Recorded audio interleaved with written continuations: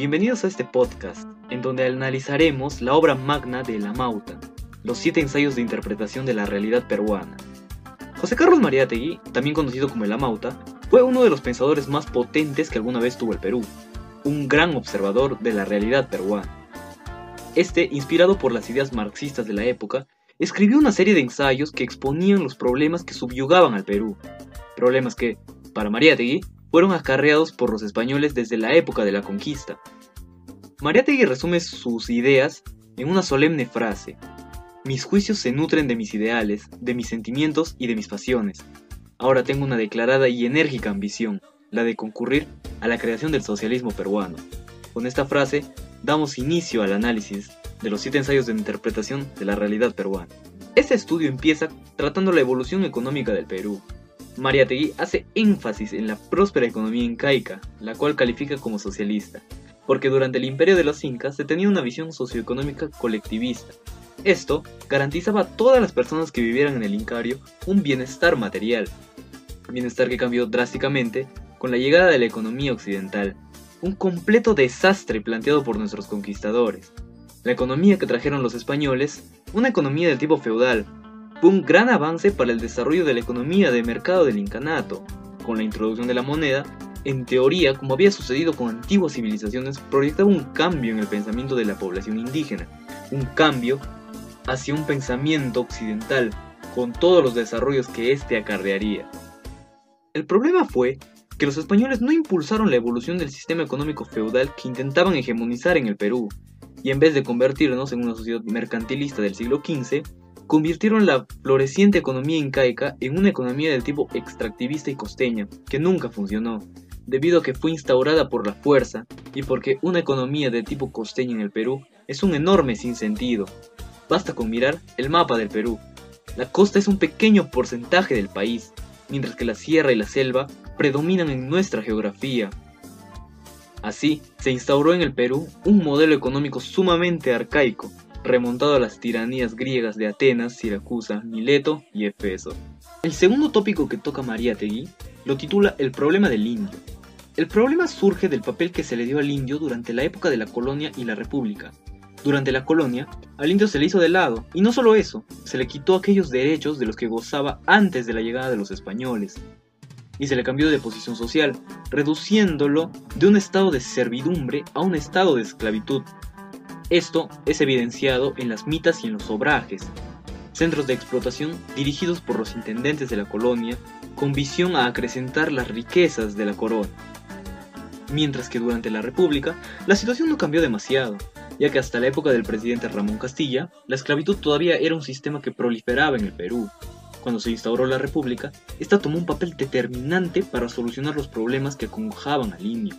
Aún así, las soluciones no fueron llevadas de una manera transparente, ya que se promocionó la independencia del Perú como un movimiento indigenista. Esto no fue así, porque dicho movimiento lo promovieron los criollos.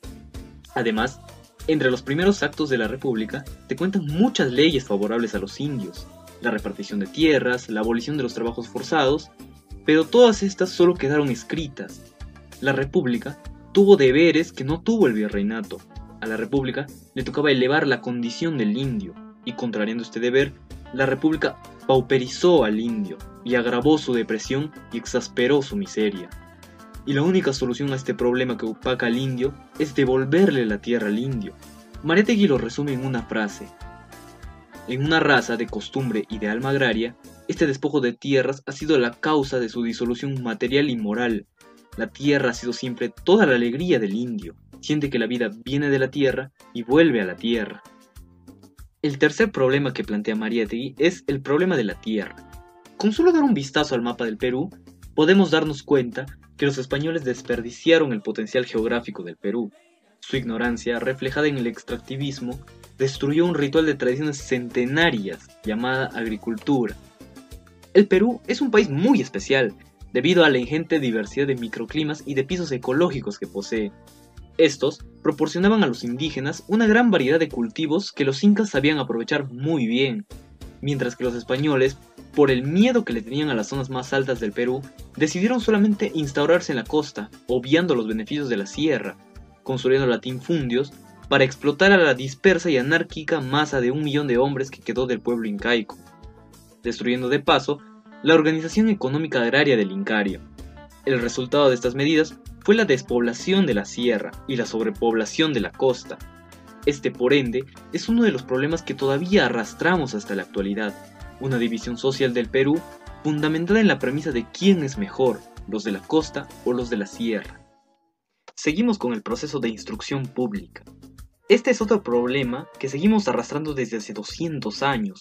El problema de la educación en el Perú se remonta a la España del siglo XVIII, una España que pasaba por una crisis educativa que la ponía en un grado de desarrollo medieval, a comparación con otras potencias de la época como Inglaterra o Francia. España carecía de desarrollo sostenible debido a su perpetua dependencia al oro y a la plata. España seguía viviendo como un modelo económico feudalista, que era medianamente útil si se basaba toda la estructura económica en el peso de oro y de plata, pero la situación de carácter capitalista de la época exigía un modelo mercantilista e industrialista, lo cual España no supo ver. Para mal del Perú, nosotros adoptamos este modelo de economía que pauperizó todavía más el nivel educativo de nuestro país, porque como decía Mariátegui, no es posible democratizar la enseñanza de un país sin democratizar su estructura económica y sin democratizar, por ende, su estructura política. Sin un correcto desarrollo económico es imposible fijar un rumbo para la educación peruana, que de peruana no tiene nada. Nuestro plan de educación nacional es solo una copia de modelos extranjeros que no están enfocados a solucionar los problemas que aquejan a nuestro país, porque no están hechos para nosotros. Esto agrava más la situación educativa, porque nos ofrece resultados inexactos y poco acordes a nuestra realidad. El quinto aspecto que analiza Mariátegui es el factor religioso. La religión incaica fue un código moral antes que un conjunto de abstracciones metafísicas. La iglesia fue una institución social y política cuyo culto estaba subordinado a los intereses sociales y políticos del imperio. La iglesia era el Estado mismo. Producida la conquista, se impuso el culto católico más que la prédica del evangelio, de modo que el culto pagano al sol subsistió bajo el culto católico. El rol de la Iglesia católica durante el virreinato y la república fue el aval del Estado feudal y semifeudal instituido. El sexto aspecto que toca Mariátegui es el regionalismo y el centralismo. El centralismo se apoya en el gamonalismo regional, quien es su aliado y agente en las regiones y en las provincias. Una auténtica descentralización no podría darse sin eliminar antes el gamonalismo.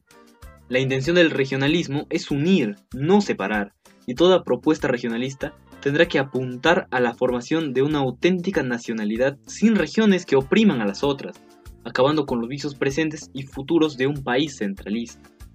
El último aspecto que consideró Mariátegui es el proceso de la literatura.